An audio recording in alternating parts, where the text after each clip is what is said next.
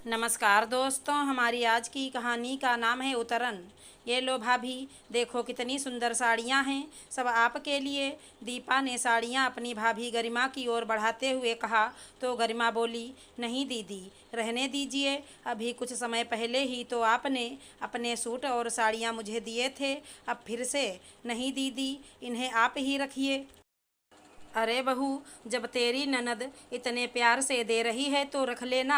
हमें तो हमारी ननद ने आज तक कुछ नहीं दिया, और एक तुम्हारी ननद है जो हर बार तुम्हें कुछ ना कुछ देती है।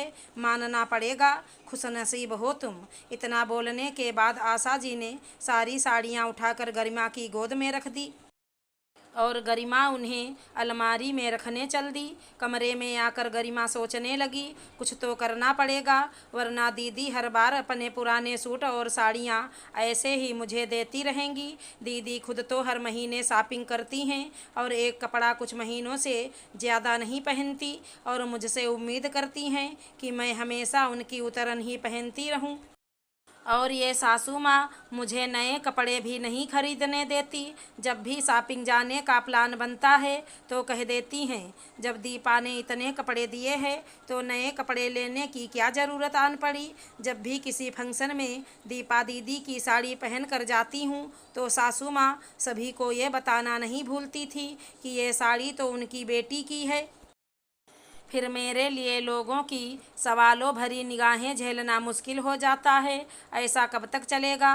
तभी कमरे में गरिमा का पति वैभव आया तो वो उससे बोली, वैभव कुछ करो ना, दीदी फिर से अपने पुराने कपड़े मुझे दे गई हैं। हर बार यही होता है, वो अपने कपड़े दे जाती हैं जिस कारण मैं नए कपड़े नहीं खरीद पाती और पुराने पहनती हूँ। लोग भी अजीब निगाहों से मुझे देखते हैं क्योंकि माँ जी सभी को बता देती हैं कि मैंने दीपा दीदी की साड़ी पहनी है। कई लोगों ने तो मुझसे सीधे मुँह कह दिया कि जब वैभव की तनख्वाह इतनी अच्छी है तो ननद की उतरन क्यों पहनती हो। अब क्या जवाब दूँ सभी को? कुछ करो ना आप। देखो गरिमा, मैं इन सब चक्करों में नहीं पड़ना चाहता, लेकिन बस इतना बोलूँगा कि अगर तुम्हें दीदी के कपड़े नहीं लेने तो सीधे मुँह उन्हें मना कर दो। शायद कुछ दिन तो उन्हें बुरा लगे, लेकिन हमेशा के लिए इन सब से पीछा छूट जाएगा। इतना बोल वैभव चला गया। गरिमा को समझ आ गया कि अब उसे खुद ही कुछ करना होगा, वरना ये सब ऐसे ही चलता रहेगा। सीधे मुंह कुछ बोला तो रिश्तों में कड़वाहट आती है, इसीलिए कुछ ऐसा करना होगा जिससे सामने वाला समझ भी जाए और रिश्तों में प्यार और अपनापन भी बना रहे। गरिमा ने अलमारी से कुछ साड़ियाँ निकाली जो वो पहनती नहीं थी और सास के कमरे की ओर चल दी, जहाँ दीपा और उसकी सास बैठकर बातें कर रहे थे। गरिमा बोली, दीदी आप हर बार अपनी साड़ियाँ और सूट मुझे देते हो, इस बार मैंने सोचा मैं भी अपनी पुरानी साड़ियाँ आपको दे दूँ। ये लीजिए दीदी, और इन्हें पहनना ज़रूर। पुरानी साड़ियाँ देख आशा जी गुस्से में बोली, ये क्या बहू, ननद को कोई अपनी पुरानी साड़ियाँ देता है क्या? देना है तो कुछ नया दो।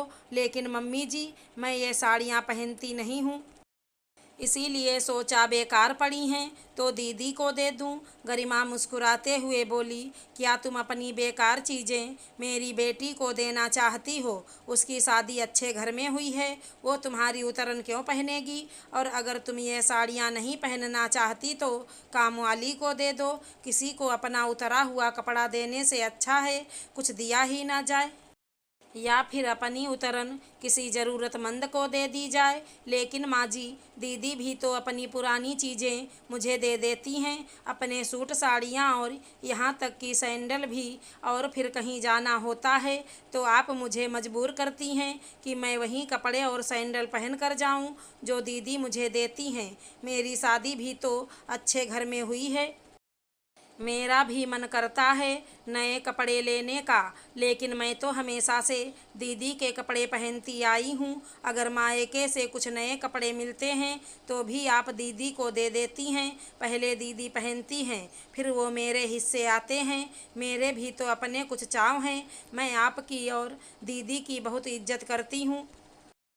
लेकिन ये बात मुझे बहुत परेशान करती है, इसीलिए आज आपसे कह रही हूँ। उम्मीद करती हूँ कि आप बात को समझेंगी। ये बोलते ही गरिमा को लगा जैसे दिल में उठ रहा गुबार शांत हो गया हो।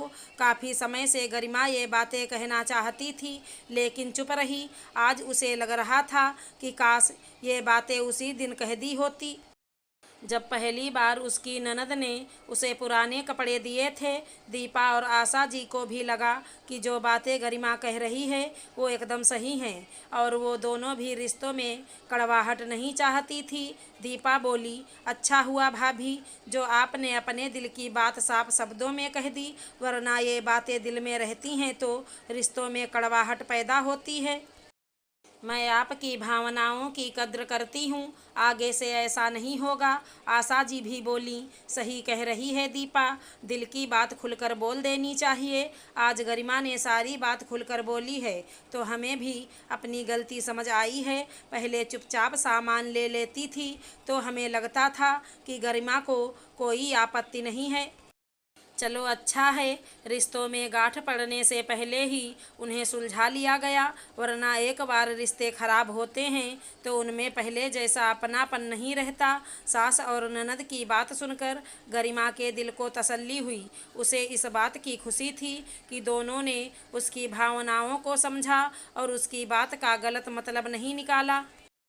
इस दिन के बाद दीपा अपना पुराना सामान अपनी काम वाली कमला को देने लगी। कमला दीपा की साड़ियाँ लेकर बहुत खुश होती और वो दीपा को ढेरों आशीर्वाद भी देती। दुआएं और आशीष पाकर दीपा भी बहुत खुश होती। अगर हमारी कहानी पसंद आई हो तो चैनल को लाइक शेयर सब्सक्राइब करें। धन्यवाद दोस्तों।